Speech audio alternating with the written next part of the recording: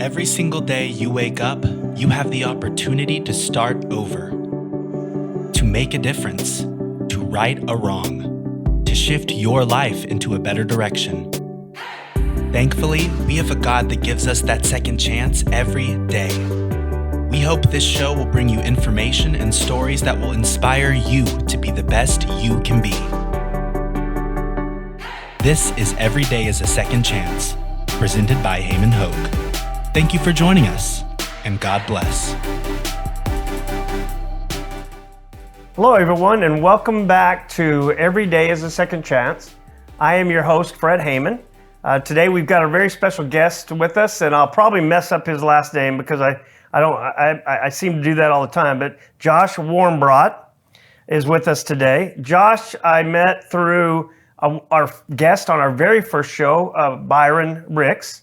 Byron and Josh do the Father Factor podcast together, and he's got a great second chance story that he wants to share with us today that I'm really excited to get to. But those of you all who have not listened to us or watched us before, this is a show about hope. I put this show together based on a book that I'm writing called Every Day is a Second Chance. And it's based on the fact that in 2007, I went through a near-death experience. And through that, God changed the direction of my life and made me realize that I had made some life choices before that weren't the smartest and weren't in line with His will. And I kind of changed my direction. And during that time, God put this on my heart that I needed to do this and I needed to write this book. But unfortunately, I've been a Jonah, and it's taken me 16 years to get through the book. I'm about probably 3/4 through at this point. But as we were talking about the book one day, somebody suggested doing the podcast. And so that's why we're here. We want this show to be a show of hope. We want it to be a show that emphasizes the fact that we have a God of second chances, and that every day we are alive, breathing on this earth, we have the opportunity to go in a different direction, to change our lives for the better, to right a wrong, to change our attitudes, or to just do what God wants us to do for a change. Some of us need to come to God and realize that He is there and He is control and He wants us to do right. And some of us need to come back to God. And I think we all go through that at different times of our lives. So I'm going to introduce Josh. Thank you, Josh, for joining us today. I'm just going to kind of let you dive in and share with our audience what an amazing life that God has given you. And I say amazing because we talked a little bit before this. Some people always say they want a good life. And I think the human factor of us wants a good life. But all of us at some level have an amazing life. And it's how we look at that. And sometimes that's not always good, but it's still amazing. So tell us a little bit about you. All right. Well, no, I mean, to keep it simple, it's I was a product of teenagers not being watched correctly, I guess, right? Okay. Where'd you grow up? Grew up kind of everywhere. Okay. It's a complex story, kind of been everywhere. I was born in Springfield, Ohio, moved to Wisconsin, Texas, Ohio, just kind of all over the place. Again, my mother was young, trying to just figure her life out. I think you said your mom was a teenager when she had you. Right. So it's funny, I actually got to go to the same high school twice, once in womb and once out, right? Because I went back to be with my biological father in my final 2 years of high school. Okay. So it was the opportunity to kind of go back to where it started, even though I didn't remember much. So you come from a broken family? Oh, yes, absolutely. And I think you told me ahead of time before the show, your mom was Anglo, your father was black, and then your stepfather was Anglo. Correct. So you kind of had all that going on during life of that racial issues and I think I don't want to put words in your mouth, racial tension, because of that being of mixed race. But where did your life take you? Trouble. And why was that? Why do you think? I think that those early years where we ran around a lot trying to just figure out. And again, it was survival. So it's no knock to my mother. I understand, especially now, because I had a child I was 19 and then turned 20 shortly after her. So I guess technically as a teen. But the identity issues, the lack of security, the lack of nurturing led me to look for it everywhere else, right? Right. And that was really the life happened to me. And a lot of people out there think that they're just reacting to what happened before. Now they're reacting to the reaction to that reaction, right? And they get lost. And so I would say my life took me into that reactive state of just simply grabbing onto whatever I could to survive. And where did that take you down? What? I'm sure it wasn't a very good road. No, I mean I was very good at bad things. Okay, that's a real good way to put it. I was good at bad things. We lived in rough areas. I was involved in lots of different. What's the correct word? I guess crime. I was just saying it right. Okay. Then I got locked up in Georgia. How old were you? And that's a great question. 22 maybe? 21, 20s, 21, 22, somewhere in there. And I was a single father. Okay. So I'm panicking because where's my daughter? What's going on? And then was locked up, couldn't get a bond until I met God, right? Okay. So you, prior to that experience, how would you consider your faith? I knew there was a God, but the way he was represented to me was terrible. Okay. My grandfather on my mom's side was a pastor. And so there's a lot of faith talk, but I saw a lot of behaviors from the Christian people that wasn't love. A lot of walk the walk, but not talk the talk. Right. And it's like, or you talk can't the talk, not walk the walk. How is God love, right? And you're a Christian and we're not operating in kindness and in love. There's a lot of meanness. There's a lot of divisiveness, things like that I saw. So to me, it was hard to grasp onto something that just was contradictory to itself. Sure.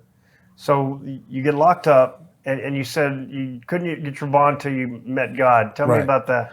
Well, I mean, right when I got in there, I mean, I was already like, I'm hot. I've been locked in a paddy wagon for a long time. Now we're all into this tiny holding cell. There's no room. And I wanted to sit down. The guy was laying in the way, had size on me. And I told him to move. He didn't hear me. So I smacked his feet off of the bench and sat down. He looked at me like I was crazy. I looked at him like he was crazy. And he pulled his feet in and I got to sit down. I didn't realize that he was in there for, 7 murders with his bare hands. Oh, wow. And like I said, he had size on me. He probably would have taken me. But that got people talking.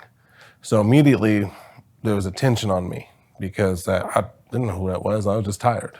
It wasn't some tough, brave act. It was, I guess, foolishness.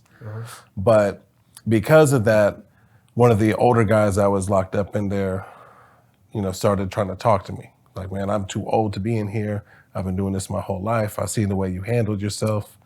You're going to be a career repeat in and out of this place if you keep moving like that because you're going to continue to get charges stacked on you. So he kind of introduced it then. That was orientation. Then they started, once you got in Gen Pop, there's Bible studies. These pastors would come in and talk to us. Gen Pop, for those that may not know, general population. So how long were you in altogether? Thank God. I got that's where God came in. Okay. Once I gave my life to God in one of those Bible studies, and it was funny because he was talking about Rahab, how she hid them, the spies in the city, and how he used a prostitute. So the pastor, first thing he said to me, locked eyes and told me I was garbage. You're trash. You're the bottom of the barrel. And I'm like, you know where we're at? But he was trying to drive home a point to say that's who God loves to use, right? Those are the people that when they're at that place, they're authentic. You know where they stand. You know where you stand. There's no charade, right? So talking through that in Second Chances, it kind of got me thinking. So talking with my cellmate who is also in that Bible study, we ended up getting saved in there together. Wow. And I've talked about this on shows before, but people, I think, kind of think it's a joke to say, oh, he found Christ in prison or he found God in prison. But that's where God is. And Right. and I'll be honest, I wasn't one of those that felt that way. I was a cop before I went to law school. I was on the streets and I dealt with some really bad people. And I had that kind of cop cynical mentality.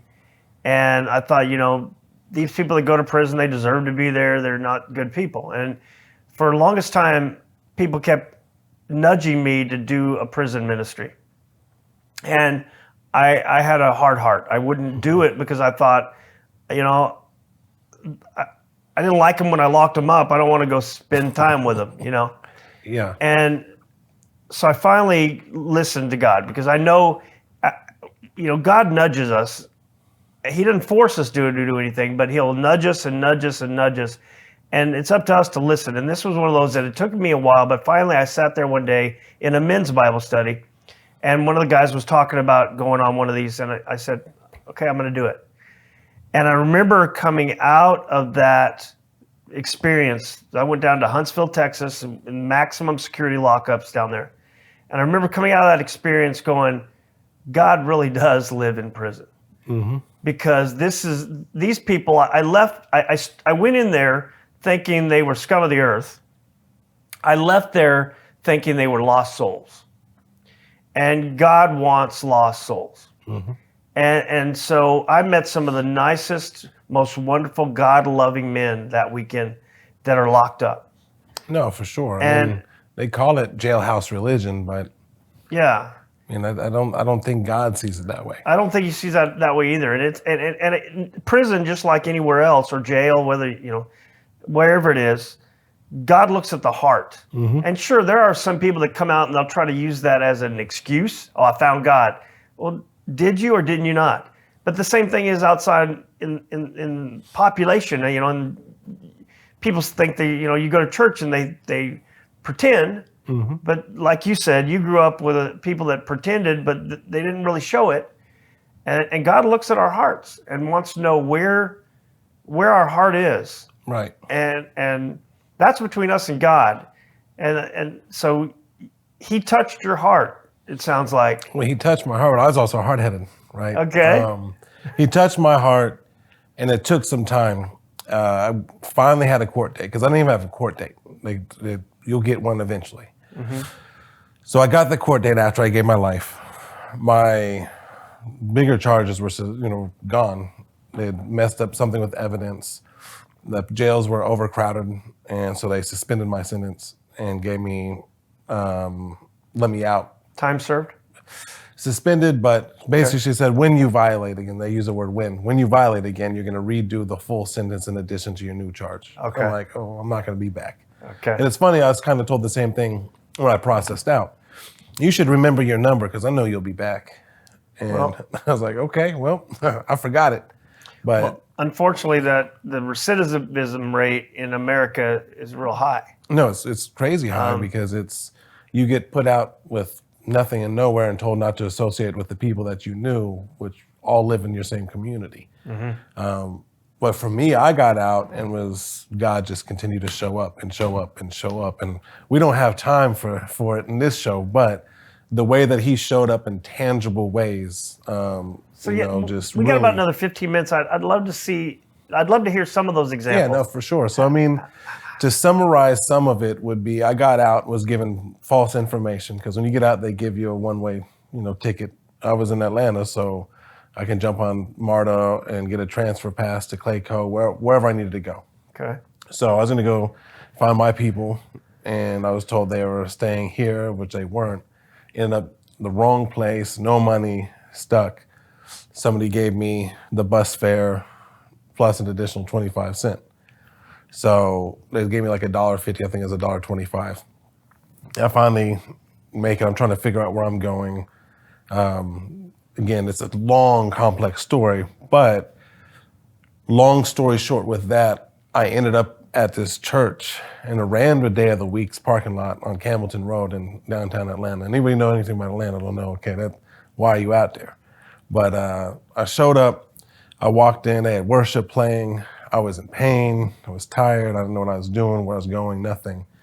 And walk in to this full worship service, sat down, and they took offering.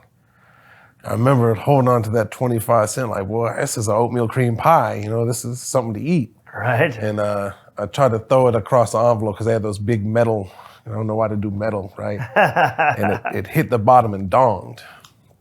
And it caught the attention of everybody. So I was embarrassed. So once the service was concluded, the head pastor approached me and he brought one of his deacons and said, hey, what's going on? Something was off. I just told him, this is what's happening. He said, all right, cool. Well, let me take you to a shelter. So I jump in. We're supposed to be heading to a shelter. He runs to Wendy's, gets me something to eat. Gave me, it's been so long now, I think $50. And so that 25 cent became $50. Right. Right. When I was holding on to That's not a coincidence. Right. And so they ended up saying, when was the last time you had a proper night's sleep and all of that? I told him.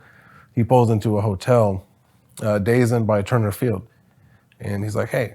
I'm like, nah, look, man, I don't know what you're doing. I don't roll that way. But he's like, no, just come in here. And I'm like, no, you're not getting me a room. It's cool. Take me to the shelter. And he said, look, I get a lot of discounts. So I'm going to go in there and just see what they're talking about. Well, we walked in there and he just received discount on discount. Like it was almost gave him the room for free. Wow. So I was able to go up there. And in that moment, he looked at me, so let me pray for you and get out of here. And so he prayed over me and then he gave me a hug. And when he hugged me, it's like I fully broke down, like a child, and wept because it didn't feel like a man was hugging me. It was more like, it felt like God himself hugged me. Right. So from there, I had my cell phone. I had to go track down my stuff, and a disabled cell phone started ringing. And my friend who was stationed in Afghanistan or Iraq, one of the two, paid my cell phone bill just because so he could talk to me. So just there's so many examples like that. True like modern day miracles, I guess you could say. Right. There's too many for coincidence. I got a bus pass, like somebody left their bus pass on the bus right next to me and disappeared. So there's just so many examples of God providing and solidifying my faith because it was a struggle getting out. Like you say, second chance. Sometimes you got to start over. Right. And starting over is scary. Well, and the thing I'm finding amazing about your story is not only the things that God did, because I always say that a coincidence is something God doesn't get credit for. Right. Because there are no coincidences if you're a believer. And as you walk through that, though, and maybe I should ask this question instead of assume, as you walk through that, did you see those as miracles from God? Oh, yes. And some of them had to be humorous for me to see it. Because, like I said, I didn't have a working cell phone. And I asked a bus driver if I could use his phone. Because I was going to call a friend of mine and say, hey, can I stay with you? He didn't answer. And so I went and sat down on the bus. And, we start to, right before we're getting ready to pull away, the whole bus is now loaded. His phone starts ringing. God is an awesome God. There's a ringtone. And he said, it's for you. And he looked back at me and said, it's for you. Oh my God. And so the whole bus would be like, how are you getting a phone call on the bus driver's phone? Right? And so I grabbed it. It was my man Darius. He's like, yeah, come meet me over here. We weren't able to meet up. His phone died and we couldn't find each other. So, but it was just those humorous indicators that says, no, quit guessing this. I'm in control. He gave me an orange and a banana, and he told me to eat. And so there was signs. Matthew 6 talks about where the birds leave the nest not knowing what they're going to eat, but are you not more worthy than them, right? Right. And so those were the examples. I fed you. I gave you transportation. Now I gave you shelter. Like I have met all of your needs upon release, right? So, and that's what's crazy is here we are sitting downtown looking at the view on a podcast, and I'm living a life that I would have fought the old me for trying to lie to me, saying that I would have lived. So where did you take your life from that moment? And what are you doing today? Well, for what I'm doing today is I've been in sales, coaching, consulting for years.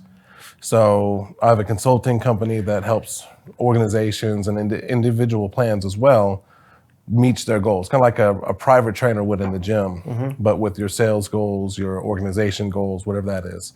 In addition to just really doing a culture audit, saying, is this a healthy culture for where you're conducting business?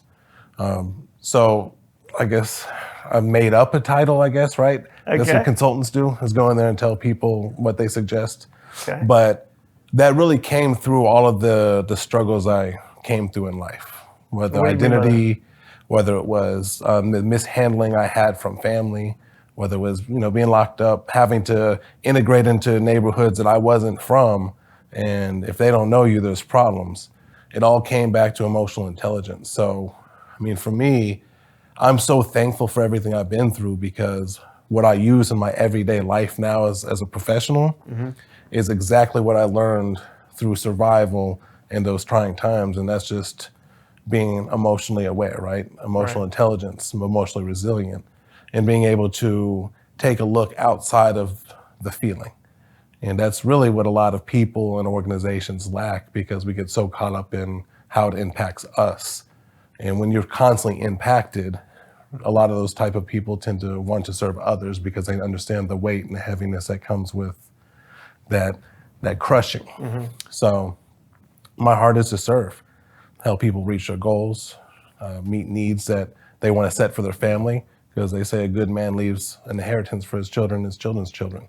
I want to help people reach those goals, not just in the marketplace, but be able to take what they're making in the marketplace and reinvest that towards whatever their passion is, so that they can leave something behind, more than not just money, of course, but relationships, mindset, all of those things. So being able to take all of that experience to that is just God, right? That's how he is.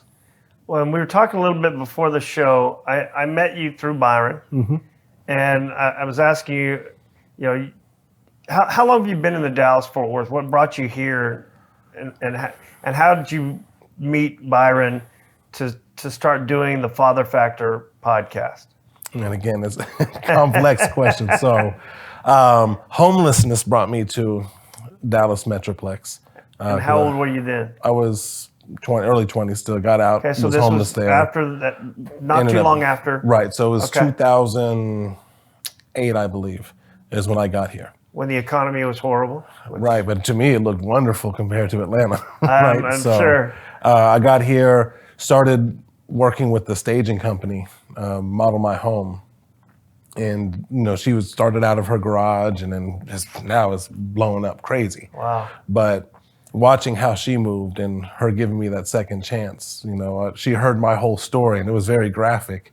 And the next day she gave me keys to her warehouse, the keys to the truck, a company credit card, and paid for real estate school. And it was like, here you go. I'm like, did you not hear my story? Why are you trusting me? You gave me all of the tools I need to rob you. Right. And she's like, I'm a professional. Right. So, and that was 2009, 2010-ish, somewhere in there.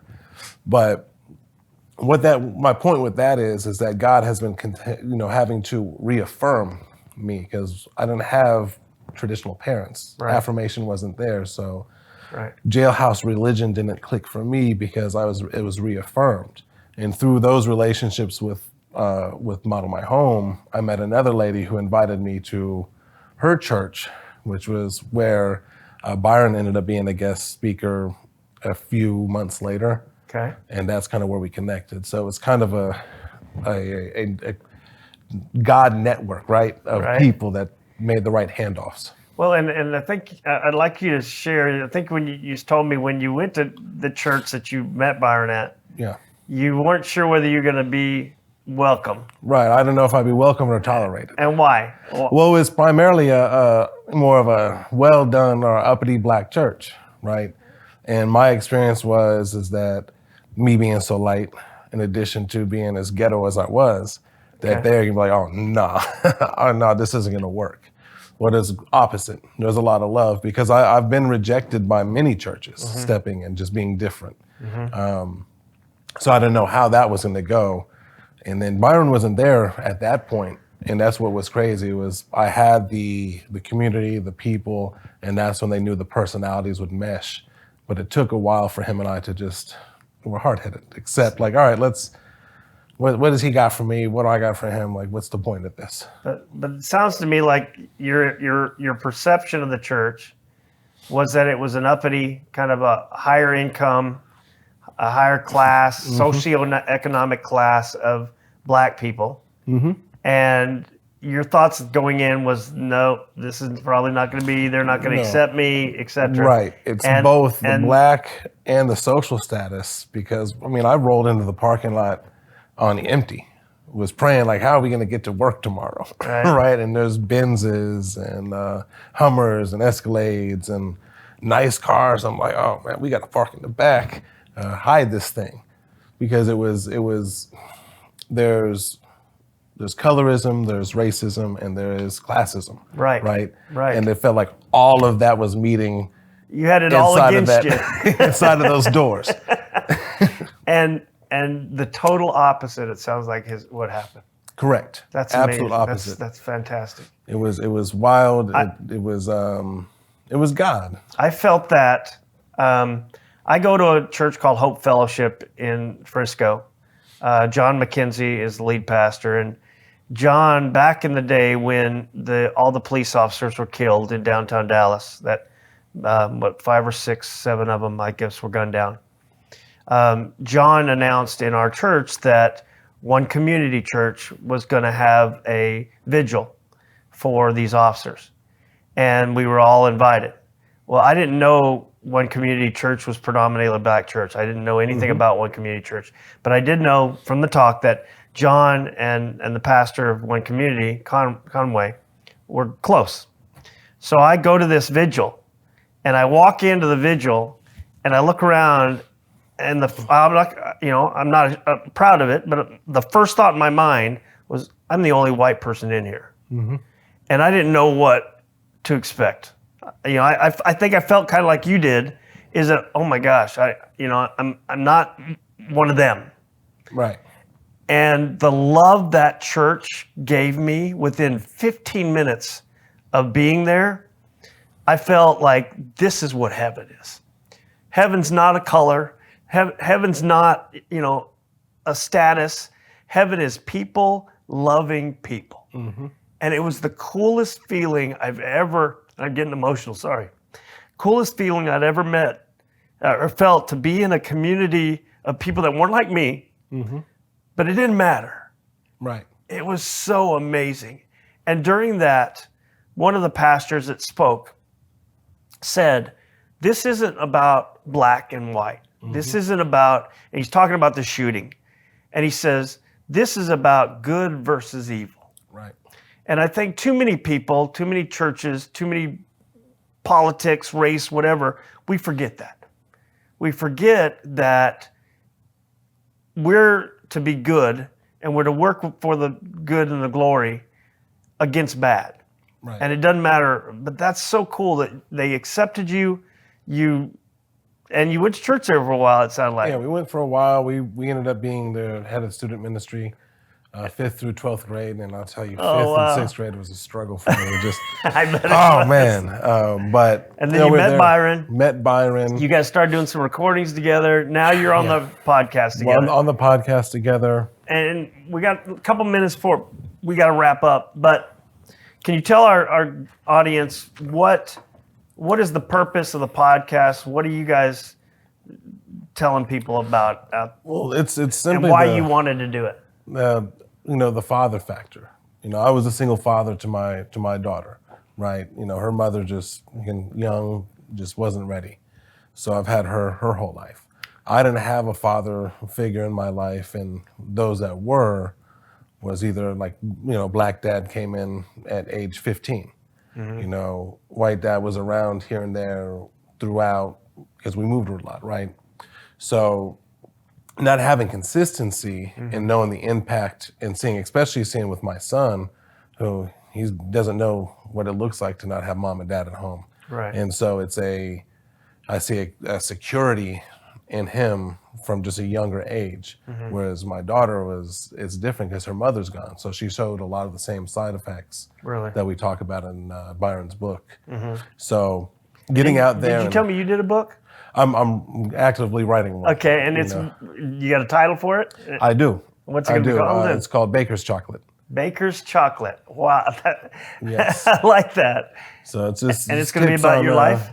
It's really tips on sweetening your life, right? Because a lot of people think that they're sweet. It came down to I had a sales rep that I managed that she's like, I'm sweet. And I'm like, yeah, like Baker's Chocolate.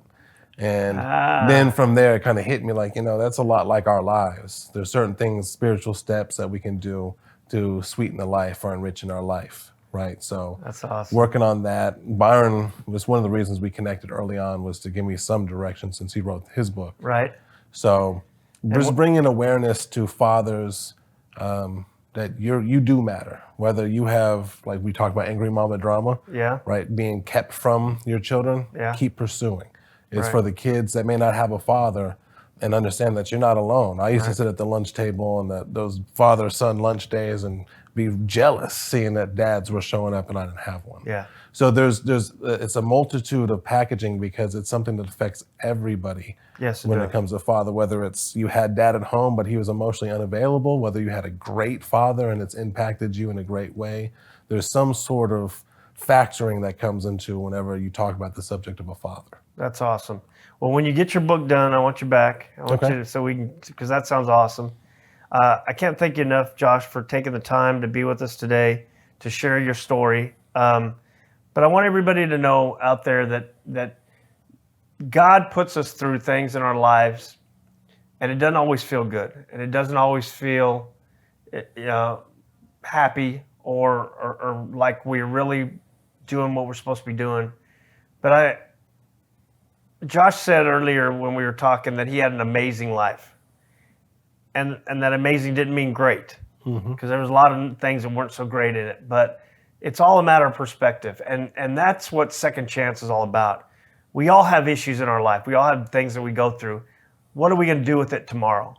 Right. Where are we going to take it tomorrow? I was thinking the other day, I was listening to, and they were talking about going through motorcycle training when you learn how to ride a motorcycle. One of the first things they teach you when you learn to ride a motorcycle is look where you're going, not where you are or where you've been.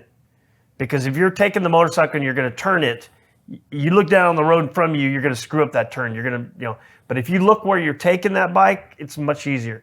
I think that's our life. We got to look where we're going, and we got to look ahead and look at what are we going to do good today and tomorrow. Right. Well, thanks, Josh. God bless you. God bless you for everything that you do. And we'll see you back soon when you get that book done. All right, absolutely. Well, thank you, guys. God bless everybody. I hope you have a great day. Thanks again for listening to us today. See you later.